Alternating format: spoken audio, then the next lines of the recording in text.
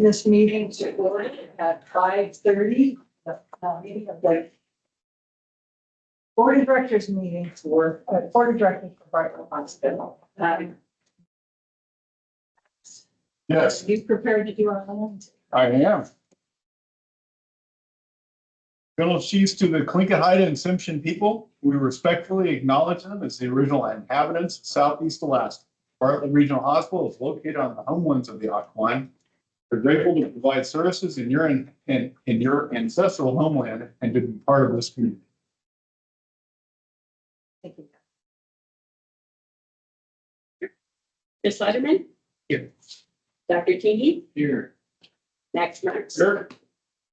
Lisa Peterson? Here. Al Geiger? President. Kenny Sullivan Gross?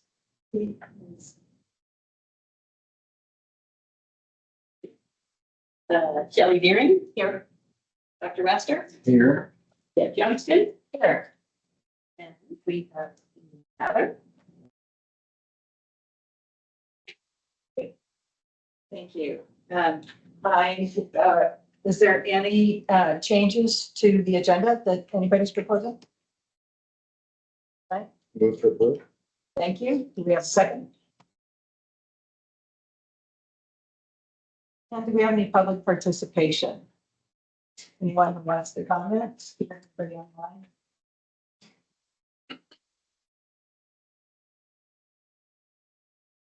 Okay, seeing none. I would entertain a motion to approve the consent agenda. Move to approve consent agenda. Max, second. All right. Full business. Thank you, Madam Chair. So for hospital capacity update, CCU had 68 patient days, Med-Surg 304 patient days, MHU 171 with a current census of 7.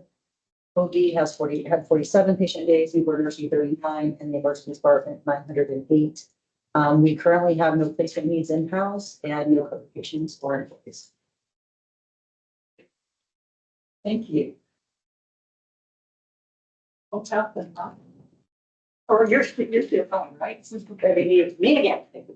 So for home health, the census program had 10 admissions with 1 certification for October. There's 7 admissions pending with 25 patients currently on service. With an average length of stay for the month of September was 27 days. Hospice program had 4 admissions for the month of October, and 8 patients are currently receiving service. Average daily census for the average daily census for the month of October was 9, and the average length of stay for October was 83 days. I also want to remind everybody that the second annual Life of Life event will be held at Mount Home on Saturday, December 2nd, in conjunction with support of the BRH Foundation and others. They changed it to Mount Home Mall, a little bit of a bigger space. So looking forward to seeing everybody there. I encourage. It's a great event for those of you who have not attended. I would encourage everybody to attend and show your support of the foundation for highlighted.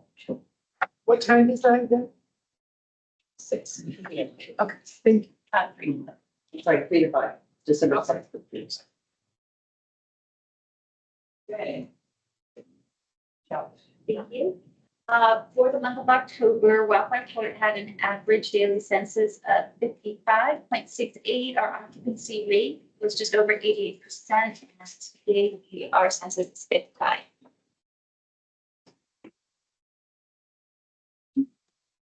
And Ms. McCormick is out here tonight. Okay. We'll hear more at our next meeting. Okay. Our A3 presentation. Yes. Good evening, sorry. Nice to see you all. So for the record, I'm Erin Harden. I lead strategy 5, which we're going to cover this, well, 1A3 from strategy 5 tonight. I think it's the first time you've heard a strategy under this, an A3 under this strategy. Just a quick reminder, this strategy is focused on promoting a distinct identity and brand for the hospital. The goal is to strengthen community engagement, increase awareness of the range and quality of services that we offer, and ultimately help elevate the reputation of our organization across Alaska. since we started the A3 process over a year ago, I counted the other day, we had 20 different A3s under this particular strategy. 6 of them have been closed out or considered in maintenance mode. So one of the active ones that I'm going to speak to you tonight on is on standardization process for posted communications. This A3 actually, I now help lead alongside Mark Walker, our facilities director. Actually didn't come, I didn't originate this one. I actually really appreciate it. One of our directors in the hospital got this one rolling a couple of months ago, walking around the campus. She noticed that we seem to have things posted around in a myriad of ways. Some things were taped to the wall, some things were laminated, some things weren't. It just didn't seem like there was an organized process for how we posted communications, particularly in public. She brought an A3 together and said, hey, I think we should have more professional appearance, have more standardization about how we communicate as an organization. Thought it was a great idea. And so we brought in that work to really talk about anything, as you can see in the scope, anything that's in a publicly visible space. We want to make sure that it goes through a standardization process. That's not just limited to our campus. So if we're going to go out and post flyers out in the community, it needs to follow a same standardized process. The goal is because we want to make sure that everything looks, professional, standardized, and we're really representing Bartlett in a high impact way. What we don't want to do is micromanage like internal only spaces. So staff break rooms, things like that. We're not looking at those areas. We want to focus on our public spaces.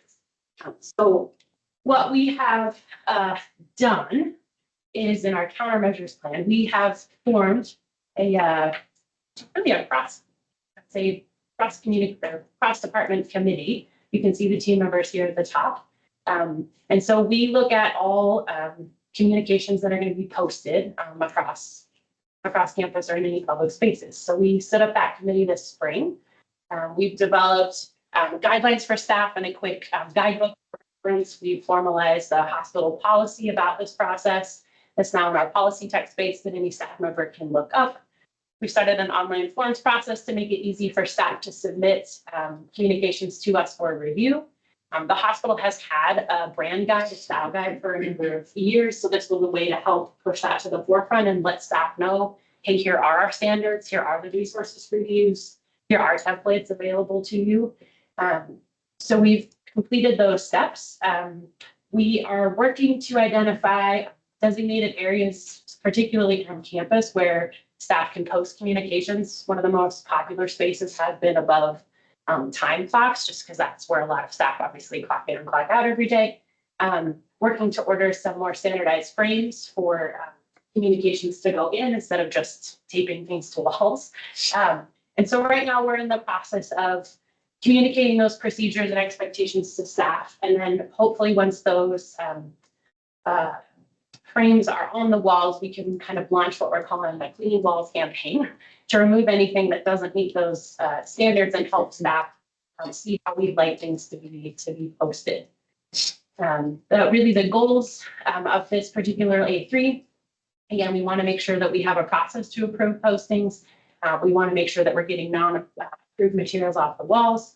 We want to make sure that we're maintaining compliance with any Joint Commission standards. There are rules, particularly in patient areas, in terms of like fire standards and infection control that we're following those. And we really want to improve the perception of our hospital professionals across the board. So right now we have a monthly committee meeting where we meet every month to review any submissions that staff submit. And then we hope to start a quarterly rounding process to audit our spaces and then work on just ongoing communication to staff, particularly once we get the frames posted and we have more communication to roll out. So this is I think a pretty straightforward one, but a really important one. I'm happy that whoever brought this forward and that there's a cross-section of staff on campus who want to help make this happen. Joe gave me a couple of visuals to remind you why it's important that we have a posted communication. Because I came from the lady, things make it all the way to the finish line. And then we don't want these up on campus. So this is probably the biggest example I found. Another one a couple years ago was staff designed a patch for the hospital. You can pass it around and see if people can find the mystery in that one. I'd like to point out, Erin, that Dr. Rouston's. Yes, I had pointed this out shortly after starting, didn't know how to get it down. Thank you, Dr. Rastor, for being our physician champion for this committee. Can I count? Yes. So, yeah, happy to have a process. Again, a couple extra steps go a long way. So, oh, yes, you're, so yeah, happy to answer any questions. Your brain The other sort of tangential A3, I just wanted to note that we're not presenting on tonight, but I did give you all copies of our annual community engagement report that's on your tabletop there. This is another example of an A3 on how we engage the community and share the impactful work that we've been doing as an organization. So this is our new print report that I started last year. I've been doing it on an annual basis, really happy with how it turned out. So that is going out to all mailboxes registered in Juneau and our northern southeast communities. So I just delivered. Yes, wanted to make sure you all have a copy and we're aware of one of the other ways we are communicating directly with those in our service area about what's been happening across the organization. Yeah, happy to answer any questions. And did anyone figure out the patch? Yeah. Yes. Bartlett. Yes. It's our new French. Yeah. Don't see it right away because your brain just wants to fill it in. Yes. Question? So you said there's a cross section or that is Yeah. all walks or. Yeah, so you can see the team members up there. So we've got people in like emergency management, staff development, we've got some like surgical services director, med surg director, and so yeah, there's a nice little crosswalk. Take the time to help. So appreciate that. You said you have a style guide that, so it guides the colors and the fonts and all the things. Yes, the hospital has a brand guide. It wasn't in place when I started, but it was one of the first projects that I stood up. So yes, we have a formal brand guide. There's an extended version for staff to use. There's a short external version I call, so that I encourage staff to send to vendors. So anytime we work with a new partner, they should have a copy of our brand guide. Absolutely. So yes, that's a resource, and it walks through everything from the verbiage that we like to use to typeface, color palette, all those details are in there. How are the team members identified? Did you just walk around and say, can you? Or- Actually, I was really fortunate that this group volunteered. Oh, really? We're not voluntold. So, yes, I appreciated that. When we present A3s on a quarterly basis, there's a number of staff that get to listen in. So some people volunteered right away. And then I had a couple people message me after and said, I'd like to be a part of it. So a great one where I didn't really have to recruit. Where can we find a copy of this? Our brand guide, I'd be happy to provide the board a copy. We keep it on our internal drive for staff use. Okay, there's no simple way for them to navigate to. No, it's not a public facing version by default. It is for organizational purposes. Did you want a copy of it? That's true. If I had access to it, I'd put there. Don't see why a board member can't have a copy. Any other questions? Oh, yeah, that's a question. Yeah. Again, Thank you, Madam Chair. I have two comments that I just want to bring up about Erin. She's been instrumental in also standardizing our A3 process and our forms and everything that we have done for the last couple years. So I just want to give her kudos and on that. And I also want to have her acknowledge that one of her A3s that she was completed, and I think she should talk about it for a moment, is her value story project that she completed, that we have a value story at each of our committee meetings. I think that was a very valuable A3 project that she completed in the last couple of years. And if you could just share a moment or two about that, Erin, I think the board would be very interested in that project also. Yeah, thanks, Gail. I appreciate the kudos. I'm happy to. It's probably my favorite A3 that we wrapped up last year. So it is now a standard process that in any hospital meeting, much like having an agenda, the first item on that agenda is a care value story. So we go around the room, we say, does anyone have a care value story that they'd like to share? It can represent one or more of our care values, courtesy, accountability, respect, or excellence. And we open it up to the floor to anyone who's participating. We start every meeting that way. It's a wonderful way to center ourselves as an organization and really focus on why we're here. It helps kind of ground us and bring us back to what's most important. So any meeting that you sit in here at the hospital that has a group of, I'd say, probably 3 or 4 people or more, a care value story is the first item on the agenda. So it's been a wonderful way to share accolades about things we've witnessed, things we've been part of, colleagues that have gone above and beyond to do amazing work. It's wonderful to have those anecdotes and then to go around and give kudos to those staff when you see them, or nominate them for different awards, or just take the time to recognize someone who went out of their way to do something small that they thought was small, but meant a lot to someone else. So that's been a wonderful addition to our process here at the hospital. Thank you. Any other questions or comments? Right now, I'd like to acknowledge that Alicia Huscandis has joined us. Welcome to your first meeting as our liaison from the assembly. And we'll hear from you maybe a little bit later on the agenda. Thanks for joining us.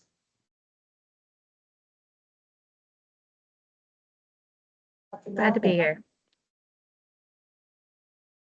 Yeah, so for the med staff report, generally it was pretty much business as usual. The only thing to kind of draw folks' attention to there is the FPPE policy, which is kind of regarding how credentials committee and MSQIC committee sort of review and process FPPE, which is focused professional evaluation. Thank you. And how we kind of communicate about that for providers. So if you guys want to look at this, we've been approved. So kind of essentially should be in there. Isn't it consent agenda? Oh, okay. Yeah. Okay. And then yeah, that was kind of the main piece of policy, and otherwise there's kind of just general updates. We're working on trying to get advice sheets of staff, which we don't have currently. That's a process. And then I think there was general support from the medical staff for Dr. Ashley continuing in his current role, and kind of discussion about if there was anybody else in the medical staff that would be interested in joining the board.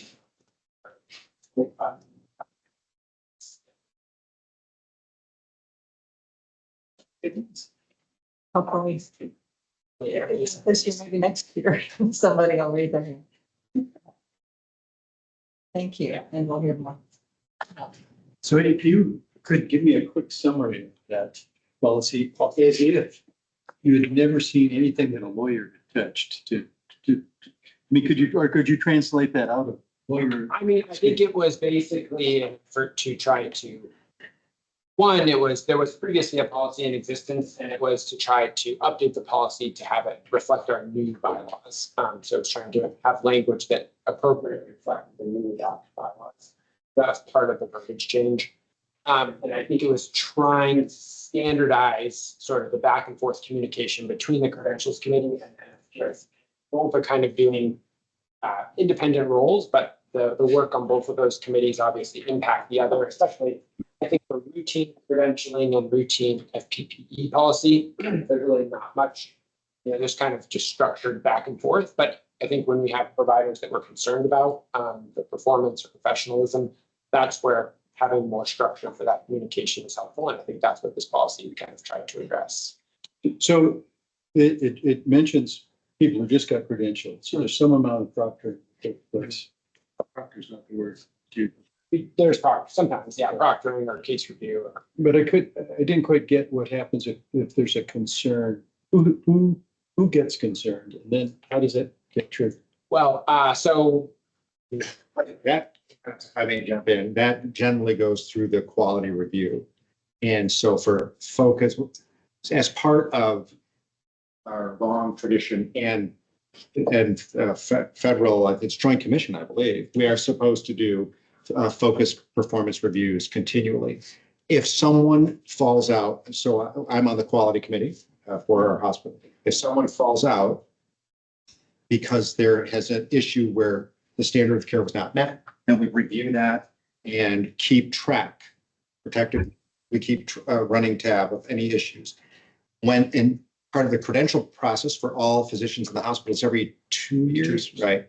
And so when the credentials committee was getting inundated with all of these new physicians, because we've gone to a lot of visiting physicians and telemedicine, so they were inundated with work, and slipped in there would be the one person we've had concern with. So we wanted to streamline the communication to say, this is what's color code now. This is a red flag. You need to pay particular attention to this one. And then the other language that you were looking at in terms of proctoring, it didn't comport with our updated bylaws, and it was inconsistent. The wording was kind of inconsistent. And so it's mostly grammatical, is what I recall. And the reason why I'm asking questions about this, I don't know who here might remember a number of years back, there was a surgeon who'd been here for a long time, had a lot of personal relationships with people like me, and who, had performed a lot of wonderful things at a city. More lives than anybody in town. And then it ended up in the newspaper. There's all this very cryptic thing, and what's the hospital doing to him, and letters to the editor writing and support. And it was not handled well. And I don't know how I'm adding any value to this conversation, but I'm concerned about, that's what motivates my concern. If I may. So, what happens is that all of our internal review is all private. And it's legally protected because essentially governments want people to police a physician to police themselves. When something reaches a level where a provider is falling so far outside the standard of care, then that provider, there is essentially a system by which we go to trial. We did not touch those bylaws here. And so that's what you're remembering. And that this physician then went on a trial, and I was on the medical staff at the time, and it was heart-wrenching indeed. And that's why then it becomes public. And so that's why it went public.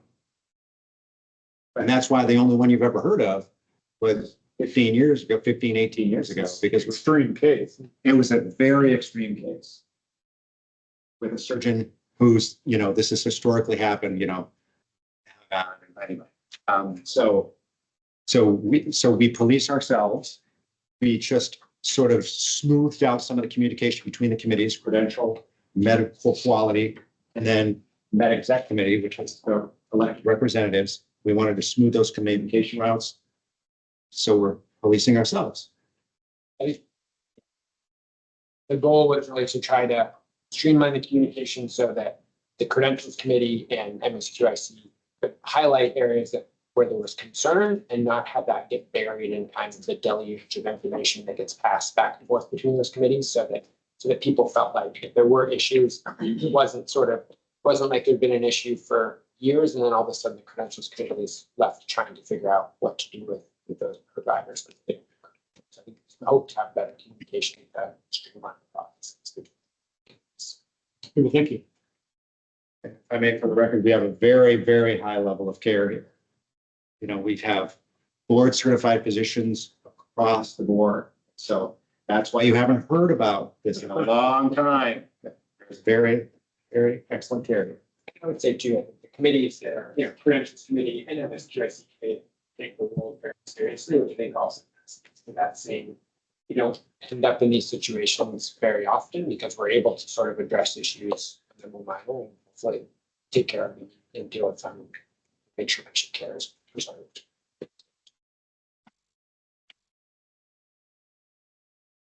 Any other questions from Mr. Robin?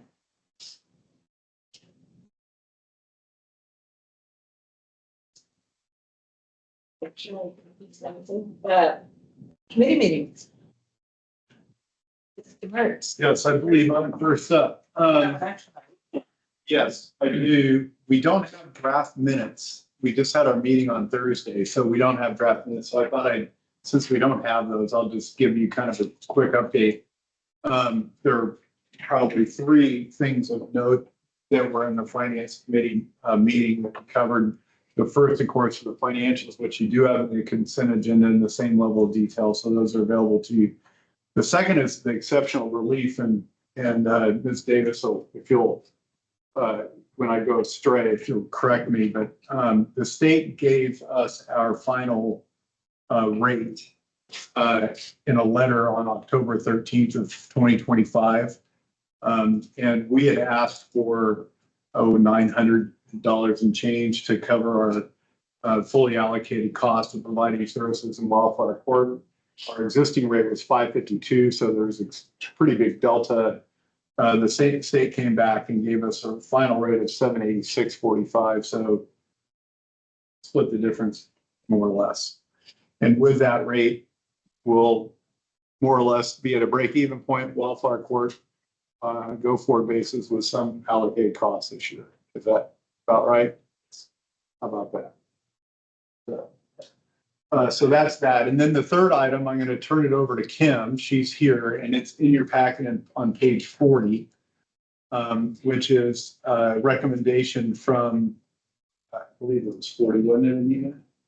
Or 41, is that it's 41. Yeah, 41.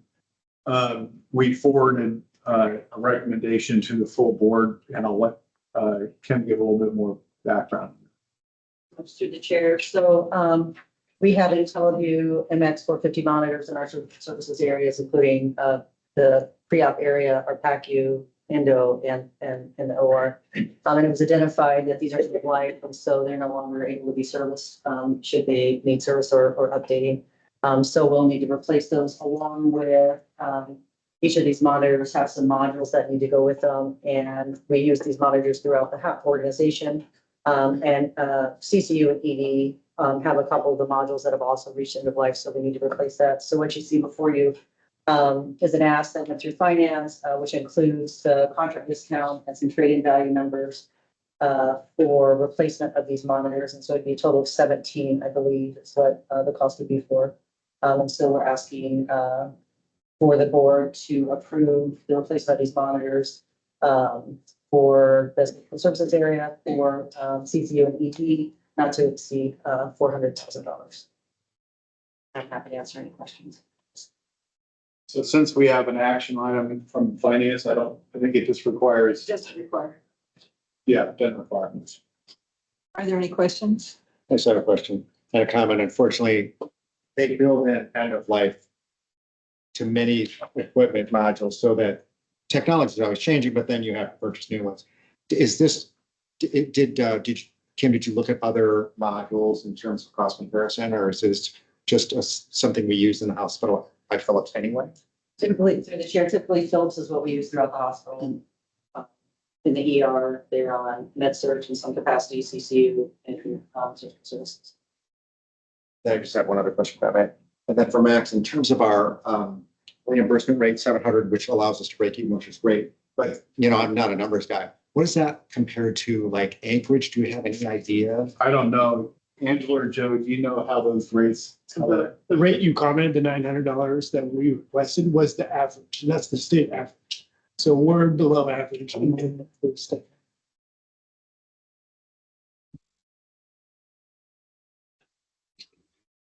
Any other questions or comments about the request?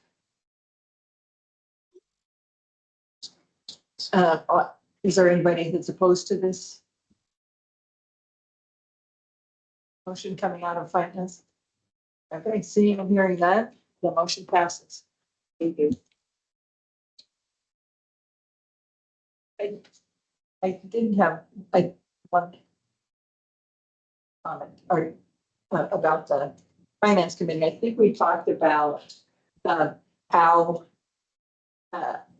we identify things that are at end of life, and you suggested that we start an A3 for that particular. So we may feature see how how that goes through the A3 process so we're not caught short in the event that, Jeff, you want to. In addition, it's probably going to be co-led by Angela again, because it kind of crosses their two areas. But the tracking mechanism would obviously, hopefully reside in the biomed system that we currently have, but obviously we did the as well. So they'll be kicking that off here shortly, so we have something in place. We did have some dollars budgeted for this, just we didn't capture all the pieces for it, so that's why. Yeah, you'll probably see that A3 moving forward here. That's good.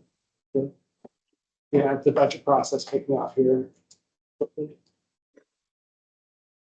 It's true. It's coming on done. Okay. If there's no other questions, okay. Max, do you have anything else? No, All right. Mr. Geiger. The governance committee did meet a couple of days ago. We had probably what I think is the most important bit of work for the whole year, which is the CEO evaluation and a summary of the self-evaluation. And I guess just in short, we weren't able to complete our work, so we scheduled another meeting. I'm trying to get on to look at what day that is in my calendar, but I need to. It's the second. So we're gonna be meeting again on December 2nd to go over that. So we have a draft of both of those documents. So yeah, I'd ask the committee to show up, having carefully studied the drafts that we have, and let me prepared to slash and burn, to add things, take things out, and hopefully we'll have it completed at the end of that meeting. Any questions? There's a lot of information in those two documents.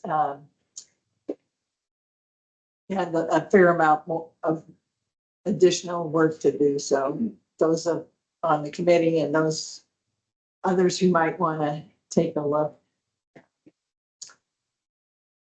It's a little bit dense. There's a lot of information. We asked for a lot of it. Pardon me? We ran out of time. We did run out of time.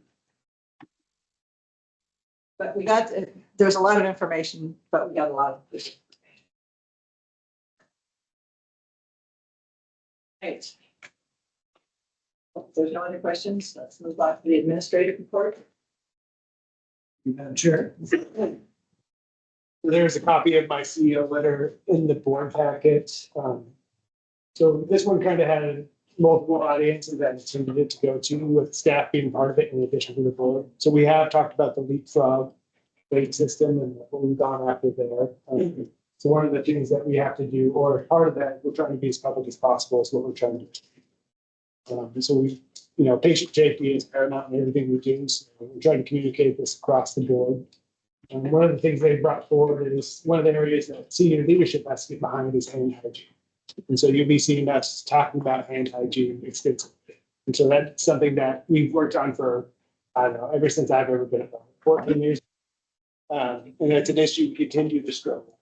So we're trying to figure out how we engage senior leadership, can we engage in the how do we get this taken care of so we can make sure that our patients are safe. And with that, it's just being public about it. It is one of our initiatives we're bringing forward. There should be A3s around it. Just hear us talk about it a lot. The second piece is, and Chad will touch base on this, is the employee engagement survey has been going on. Our response rate's been good this year. I'll let Chad share the details later on. And if we get to that. The other big things we've been working on this month is Rural Health Transformation Program. The state has submitted their application. We recently were invited to meet with leadership from the Department of Health. So Heidi Hedberg and Emily Ricci, we're trying to schedule a meeting with. I don't know if that's going to run plus with the meeting, but we're trying to coordinate schedules. So they reached out to us to see how we can engage with them. So that gives me some hope. We know there is a certain amount of money coming to the state that's guaranteed, just on how they're going to allocate it. So hopefully we can, plead our case in the programs and how we see moving healthcare forward. So we'll be taking that on during the month of December. Also earlier this week, I reached out to both our senator's office, Bukowski and Sullivan. make sure they understood the importance of the rural health demonstration program, rural hospital demonstration program for us. So that is the Medicare funding, how we get reimbursed for the inpatient side of hospital. It's worth roughly $4.2 million a year. And so that number isn't reflected in our financial statements you see. So we continue to advocate for that, and try to push that forward so make sure it's sustainable. Earlier this week or late last week, we had our follow-up meeting with the master facility planning consultants. They gave us their initial kind of suggestions. We provided some feedback and some other options and thoughts into that. We do have another meeting in December coming up, and then the second one in December to try to finalize the product for you. I'd say overall, I'm impressed with the contractor we chose. They have a huge amount of data included in why they are making the suggestions they're making and how we move this organization forward. So I think the board will be happy with the end product. Some of the suggestions, like they didn't leave anything off the table. So some of them were pretty wild, but we pulled some back. So you guys didn't think they were crazy when you saw it. Overall, it's going very well. We do have we had our meeting with Virginia Mason scheduled for late last week as well. So we have a quarterly meeting on what we're trying to bring into the hospital and try to add to the kind of our specialist mix. It was canceled. They struggled with kind of turnover on their side. And so we've had a few individuals coming in and out. So that meeting got bumped back. As the board recalls, we were trying to bring some of the specialists in, including rheumatology was the one we were working on most recently. And they've kind of gone silent on us. And so we're trying to engage on that. Just we do have an affiliation agreement, but I think they're struggling on their side at this point. So I just ask that everyone be patient with that relationship. Hey, Joe, can I ask a question there? So Tom Cruzy was on your contact list of engaging with him to help us kind of negotiate that relationship. Where is that at this point? Tom specifically? Yeah. Tom is separated from Common Spirit and Virginia Mason at this point. He is actually an independent contractor that's working with the company that's doing our master facility plan. And so he's just freelancer. In my understanding, he wanted to take 3 full months off before he re-engaged. So that's Did I misunderstood? I thought you were going to see if he could help us with, since he's now outside of Common Spirit, if he could help with that. He's helping us on strategic planning specifically. So he's doing consulting around that. Okay. And so what his role is with them is he'll come do some education on how you develop a hospital strategic plan and then help us engage with that process. Okay. I think I misunderstood. I thought he was helping some with the Virginia Mason. He's completely separate from that. Yeah. On the physician side, since we're talking about it, we did have a contract in place for Dr. Jessica Young. She's a GYN provider that'll be coming into our family medicine clinic to try to bolster the women's services. This is a request we've got. And so she's going to focus on perimenopausal and some of those women's services that are seen as not being fulfilled in the community. It is kind of, we've started a contract small, so it's only starting with 3 days a week, and we'll build this, the need is there. If not, we have the ability to move it back to, I think, a lot of the specialists we bring into town, we've been at max capacity before the doctor actually steps without the plan. Yeah. Where is she from? She actually, she's Dr. Benetti's. She's from Fairbanks. Oh, that's right. I knew that. Okay. Oh, very good. And it's the ophthalmologist. Ophthalmologist spouse, yeah. And if I may continue, and his commitment to doing surgery is increasing. And his rough schedule to be in Juneau is. We're trying to expand that, so we're in talks with him right now. Okay. So right now he was up to 2 weeks. He's started cataract surgeries in October. And some of it goes back to block time, just make sure we have the capacity to meet that need. So we did, I think we only did a couple cases to make sure everything was in place and worked right before we started spinning that up.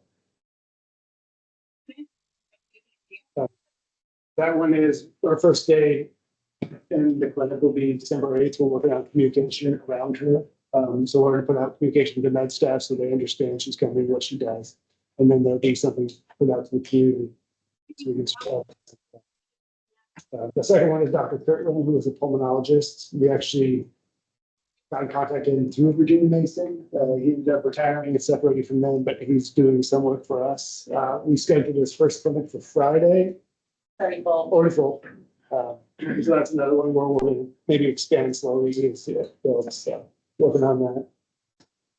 Maybe the most exciting news of the week is we had been working with a cardiology group out of Anchorage that was selling on us. They've re-engaged at this point, and it's actually starting to bear fruit. So we're working on specifics in the contract. So hopefully we can move that forward. So lots going on there. I guess I'm just curious about the cardiology, is that, do you have more details as far as like when would they be coming in, have like a full-time presence, would they be coming in periodically? We're looking at coming in, bringing them in 1 week a month to start. And then they've also expressed that they would build the capacity depending on what the need is. How does it relate to the cardiology at Virginia Mason? Because Virginia Mason Cardiology used to have a relationship. They wouldn't have a relationship with them. We rent space to them as well. So they come up once a month and they do some device checks. So the challenge with Virginia Mason versus Anchorage is when we're transferring a patient for an MI to cardiology, it has to be the closest facility. And so Anchorage is that facility. And so if we're going to be sending someone out of town, it's easier to have the relationship with the cardiology group where they're going to. That was one of the requests of Dr. Ash out of the ER specifically. So we're trying to get. You have a follow-up? I guess I'm just curious if it was inpatient or outpatient. It sounds like outpatient. It's going to be outpatient to start, but they've also had conversations. So the conversation started when our hospitalist group was working with them. So they put us in touch. So the goal would be that we're able to get more timely consults for our patients. So hopefully maybe keeps more patients at house too. And hopefully we can build. So that's kind of the end of my report, I guess. And so then the only other group that would be, in terms of outpatient cardiology group, would be your group. And so what relationship do you have? Are you more Virginia Mason based? Because you've got a lot of patients that are in the private realm. I would say historically almost all Virginia Mason, but that has shifted some in time. I mean, it is not entirely true that you cannot ship someone to Seattle. If they have an established relationship with the cardiologist there, you can document that and Medicare will pay for that medevac flight. So that's not entirely true. You just have to make some extra effort. But state certainly is, or Medicare prefers to go to Anchorage.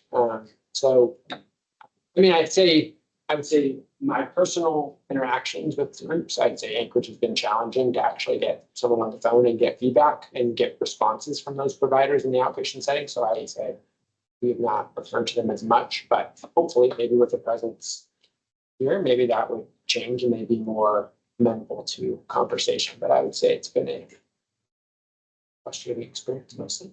Whereas Virginia Mason has been generally better as far as having access to providers, but it has gotten worse with the transition to Common Spirit. So maybe it's possible.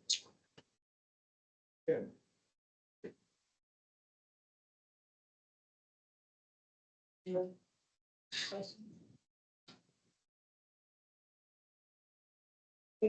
Is it time to move on to? Oh, Chad, you want to do your part of that? Oh, yeah. So just a quick update on the employee. Sorry. Just a quick update on the employee engagement survey. At the time that we put the packet together, we had a 48% response rate. It did close last night at midnight and we ended up with a 53% response rate, which is 8% higher than last year. So it was about 459 completed surveys. So not only more staff here, but more staff completed the surveys, which is very, very cool. So we're excited. Press Ganey reached out to us. They want to meet with Gail and I next week to go over the initial results. And then they would do the executive presentation for the leadership here in December. And then we're looking to present to the board in January. So that's pretty exciting. And then just a brief update on the rounding efforts over the last year. I totaled up the amount of hours that the senior leadership's been walking around and rounding with staff. And we have currently over 525 hours of combined rounding. And we're on pace to hit over 600 hours of spending time directly with staff interactions. And that doesn't include the special events like the barbecues and things like that, where we've spent all day out there. This is just just the rounding components. So last piece is the employee referral incentive program, or what I call the bounty hunter program. So the initial results since July, since it rolled out, so we've had 7 people referred to Bartlett, and including 2 providers. So really excited that program. I keep telling staff and pretty much every town hall, I'd rather pay you guys than pay travel firms and headhunters and stuff like that. So that is that's bearing fruit. So and of course the ongoing rollout of EKG is the last parts. So. Yeah, Jay, you mentioned to me, well, we talked previously about how the response rate is some measure of people's good feelings. But there was a certain incentive this year. And I should have asked you at the time, was that incentive offered last year? It was, yeah. Okay. So last year and this year, the foundation offered a $5 gift card for anyone who completed the survey. So at the end of the survey, just take a screenshot or hit print, and you could go to the coffee shop and get $5 off a coffee. So yeah, we did the same thing last year. And I can't remember about 2023, but I want to say we did it then as well. So can you remind me, what were the response rates for 23, 24, and 25? So for, I can't remember off the top of my head for 23, but for 24, it was 45%. So we're up 8% is the actual number, but what is that calculated in actual change? I want to say Is it increasing? percent increase at about 17% increase, percent over percent. There's too many percentiles in there. I need to count. Anyways, I'm just really excited.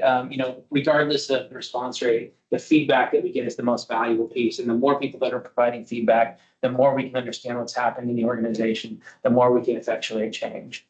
And I can tell you, at least just kind of looking at the general overview right now, there continues to be areas that we need to work on, and there's areas that we're definitely making progress in. But again, we're waiting for those final numbers to come in from the consultant. So I'm looking forward to having that conversation with them next week.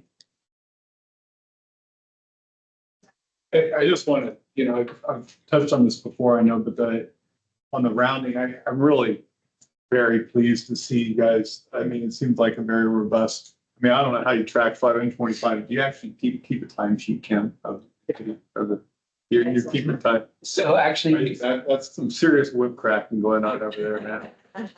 Yeah. So what we do is there's an expectation for rounding, and the rounding is the amount of time.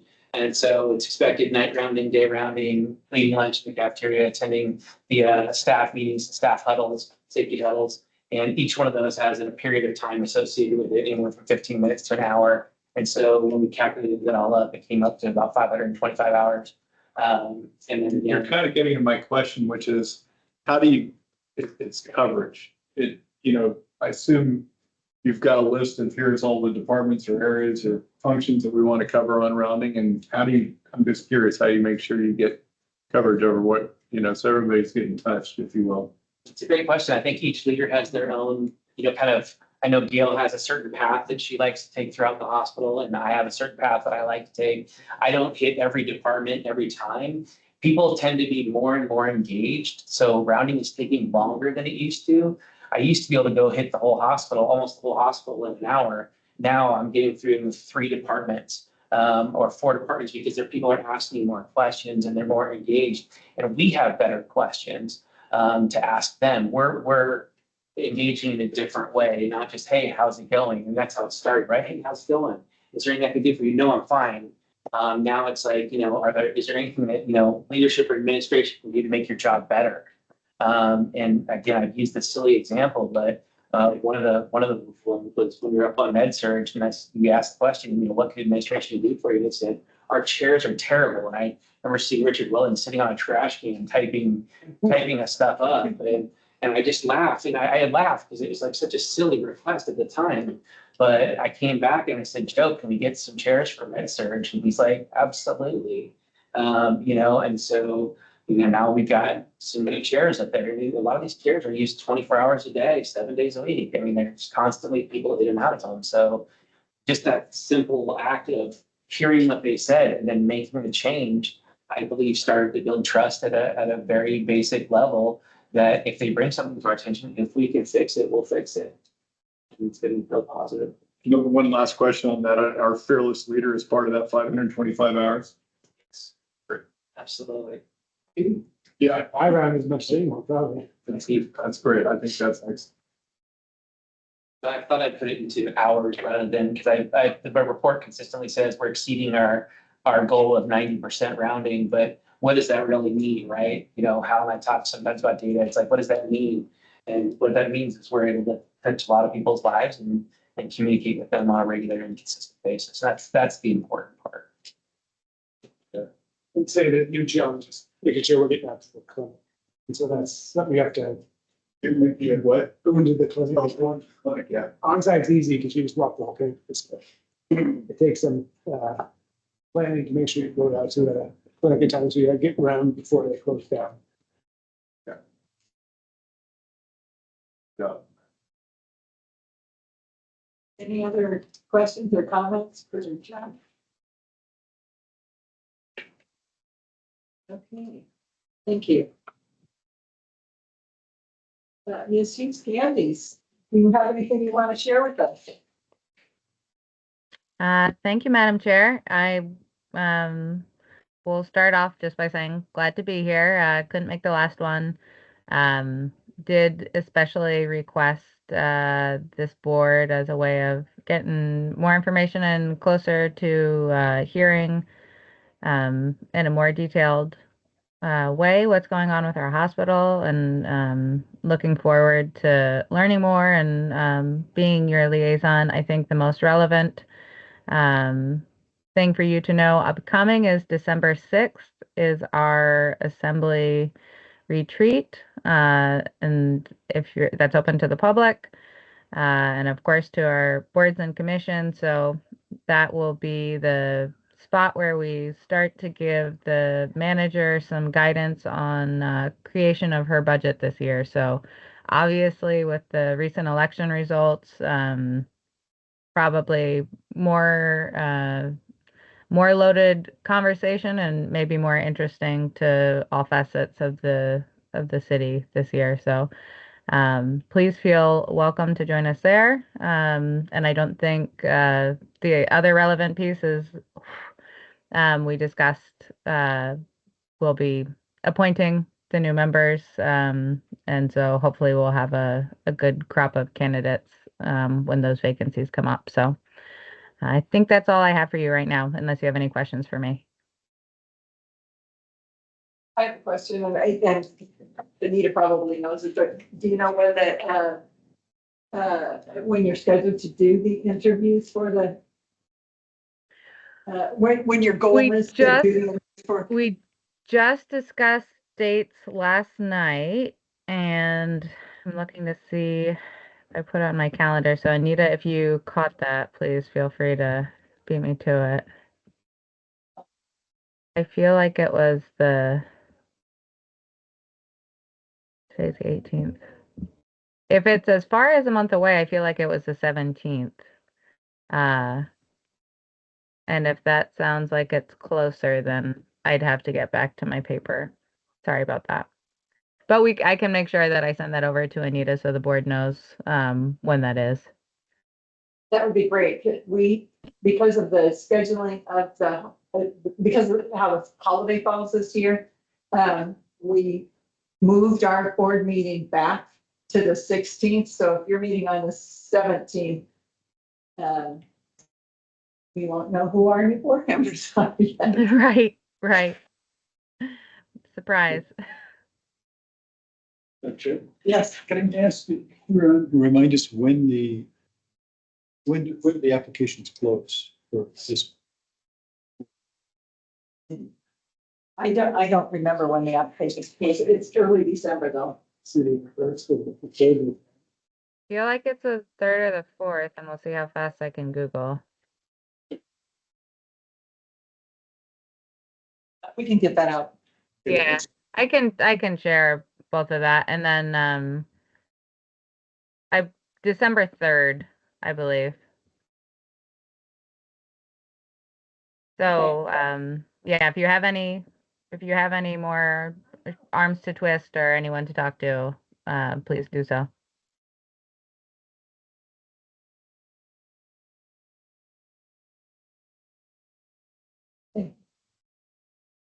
Any questions for Ms. Hughes Candies? Thank you so much for joining us and volunteering to be our liaison.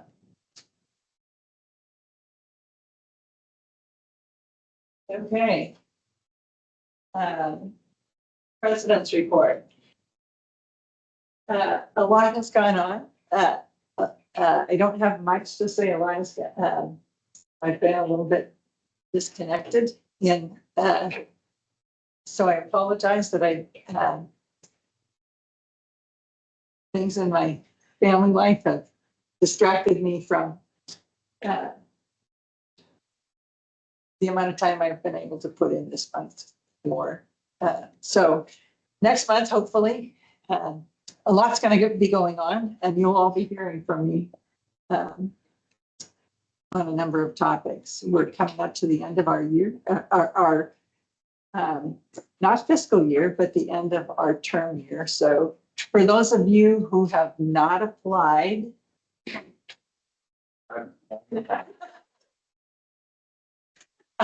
please do so. What do they do? December 3rd, they just, oh, December 3rd. It's on my list. I haven't applied yet either. So, and we haven't looked or asked who, I mean, Anita probably knows who's applied so far, but, and I know, Chris, you've applied, and Max. I will. Okay. You got, this is a long time in the accountant's world. This is. I mean, if you guys don't return, we would have, well, you've reapplied, but we'd have 4 open seats. So, please, turn in your We application. have 5 open seats. Thank you very much. We do have 5 open seats. Assuming though that you guys reapply and Might toss us out on our ear. that's, you never know. Do you have any questions for me? Okay. Yeah, we're flipping right along. Board calendar. Madam Chair, Yes. could I point out that the governance committee's not It's already posted, when we accept that date. Okay.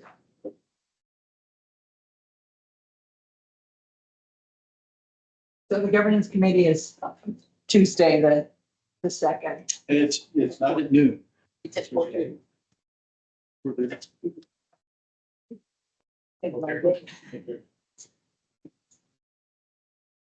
Okay. I believe the planning committee is a virtual meeting. So, we'll have a short report, on project updates. So it'll be a virtual meeting for those of you who want to attend. You're saying it will not be an in-person? Not in person. Not an in-person meeting, it is strictly virtual. We don't want folks to have to show up for a 15-20 minute update. Finance committee, are we still good? Shelley, does that work for you?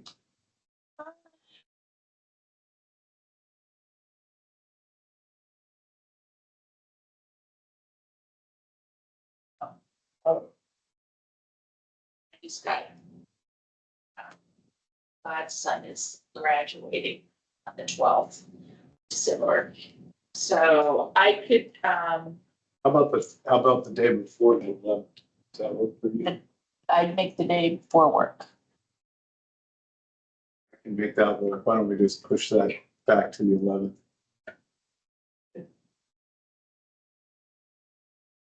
And we have it, other than the addition of the governance committee, none of the other. There are no, I'm assuming ad hoc changes to the schedule. Okay. I would entertain a motion for the approval of the calendar as amended. I'm sure I move to approve the calendar as amended. Right, are there any board questions or comments before we adjourn into the public? I've got a few. And at the risk of putting him on the spot, I want to introduce Jeannie Monk, Good. who's sitting against the wall. And next to her is Robin Lonis. They are considering applying for the board, so be on your best behavior. That's great. Please go over and introduce yourself to Jeannie and to Robin. I think they both make excellent board members. I also wanted to say the A3 presentations I really appreciated that, Aaron. That was excellent. And they're super useful for me. I mean, it's a way to kind of fill in blanks on, for those of us that are not around here all the time. I missed talking about housing that we talked about at finance. I just wanted to let everybody know that it continues to be a focus area. We're going to have that covered in each of our finance committee meetings going forward. Joe's working with the foundation with the possible, development of some additional housing on the existing Bartlett House campus over here, and also leases. So that there'll be more to come on that, hopefully, because that is obviously a huge issue for us. And I'm concerned about the comments that are made about Virginia Mason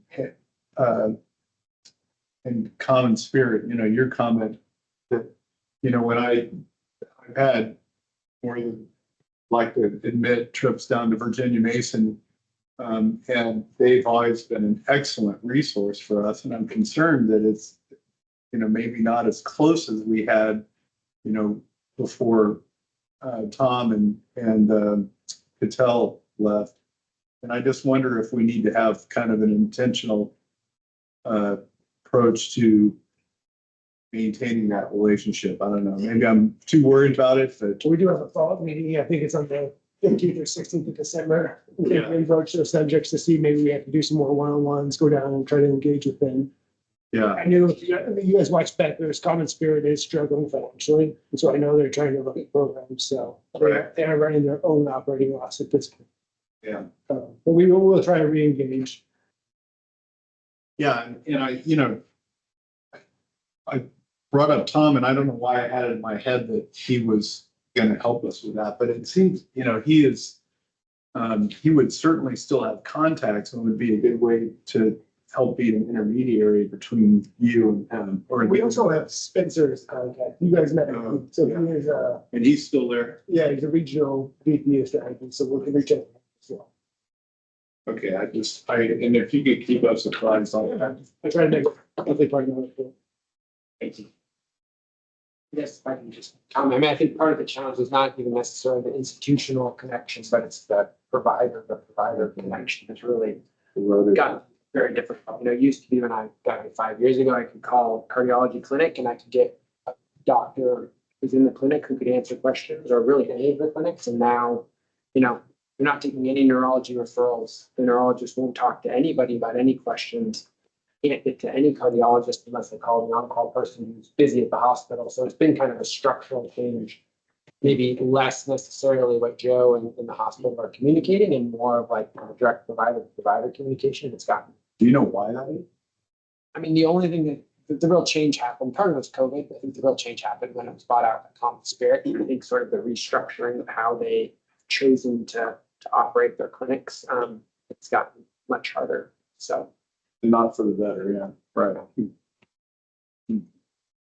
It used to be that they would send people up for continuing education, and they made, I think, a really deliberate effort to have those relationships with the providers here. Is that eroding too? No, they've still continued that. So we do get lectures frequently from Virginia Mason providers. And I would say that when those providers come, many of them are willing to offer their personal cell phone numbers to be able to communicate with them directly. But, that ends up being kind of a bit of a trickle compared to previously. There was just a lot more accessibility to all of their departments. And I have contact info for colorectal surgeons there. So when I have questions, I can, reach out to them directly. But if I call their clinic, I end up in sort of the web of phone trees that we do in many organizations now. So,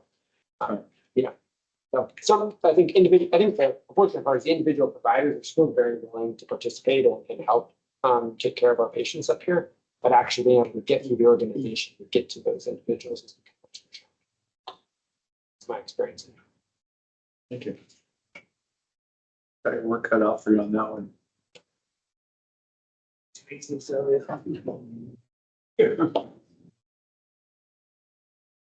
Other board comments? Okay.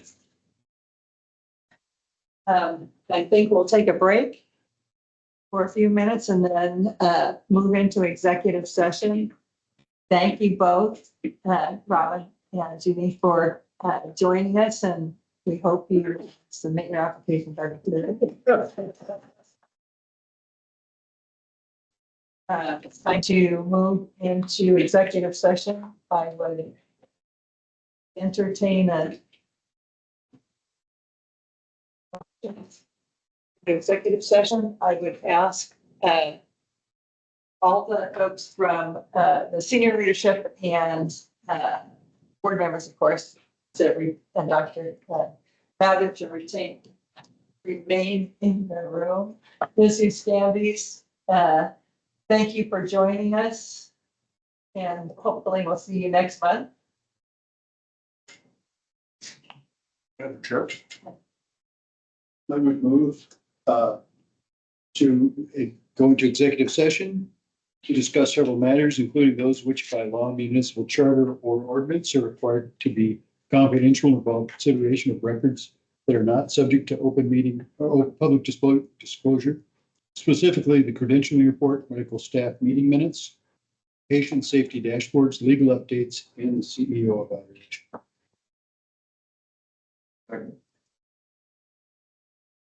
Now in executive session. Back in session. Carol or someone, would you please? You're going to move to accept the credentialing report? Second that.